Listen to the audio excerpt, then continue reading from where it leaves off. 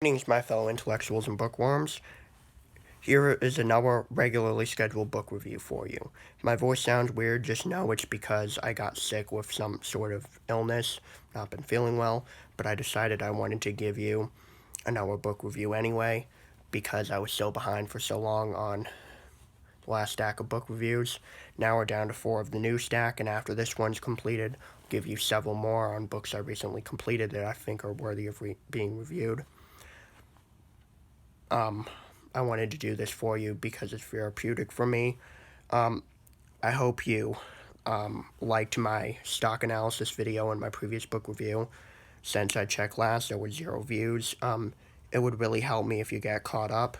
These book reviews aren't sequential, but I would appreciate it if you looked at the last one, but you can still understand it as a standalone. Today we're going to be reviewing this book, Plague Ship, by Leonard Goldberg. How I came across it, I heard of this book in another book of mine that I recently completed. Turns out to be a different one by the wrong author. Got it on clearance from a used bookstore from Amazon. I actually paid less than the $2 listed.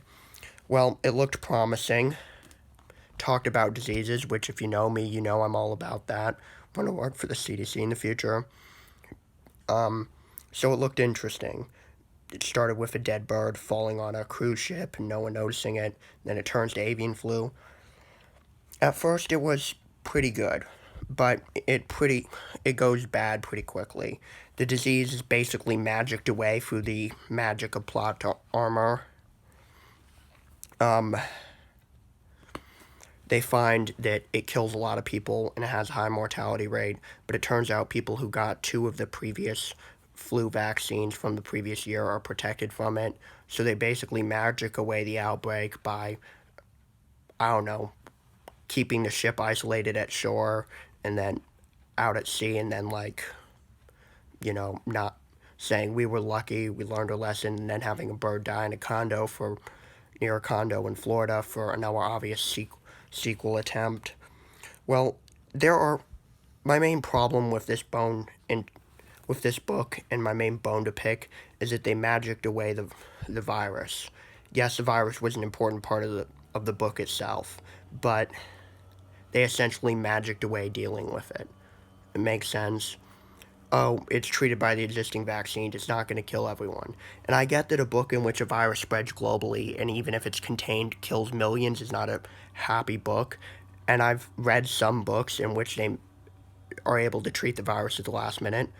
But in this case, the author basically failed to write. You can magic away a disease well enough. You can say, oh, we found a cure, we found where this new disease originated, we figured out that it outbreaked in the past and we found a treatment for it. You can find something like that. You just got to make it plausible. Whereas in this case, it's like, oh, it's a new virus. Previous flu vaccines work. That's a stupid fucking argument because that's not how it works. Every flu virus is different. That's why they have to make a new flu vaccine every year. So it doesn't stand up scientifically. So the end result is it's an alright book, but the science itself and the immersion of yourself into the story falls apart after a bit because of how poorly the author wrote it. So I bought it from Amazon. Is it worth getting a refund? I'm not sure. I'm on the fence about that. It was bad enough that I would consider getting a refund simply because I wasted some money on it. My guess is probably enough to buy at least another book if I refunded it, but I don't want to go to the effort of mailing it back in, so I'll probably file a standard claim like it's not up to standard, blah, blah, blah.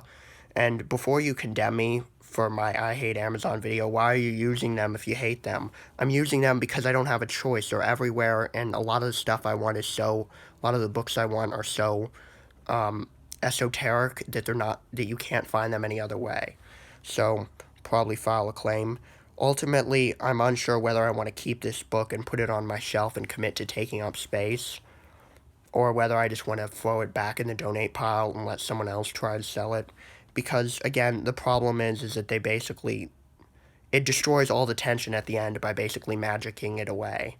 And there would have, if they wanted to ensure that it didn't break out, because, that would be a depressing story, they could find other ways of doing it. They could find antivirals that work, because antivirals can treat some viral illnesses, and at least that would be scientifically valid. I'm working on something. Is Teddy in here? No, he's not. Sorry for the interruption.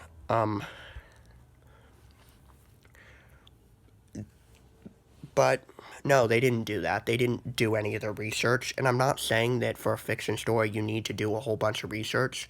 It's just determining how flu vaccines work is very, very basic shit to do. So ultimately, I'm going to give this book a 2 out of 5 stars, maybe 2.5 if I'm feeling generous. I recommend you do not buy it. Although, if, for example, you can get a copy for free, then I don't see why you might not want to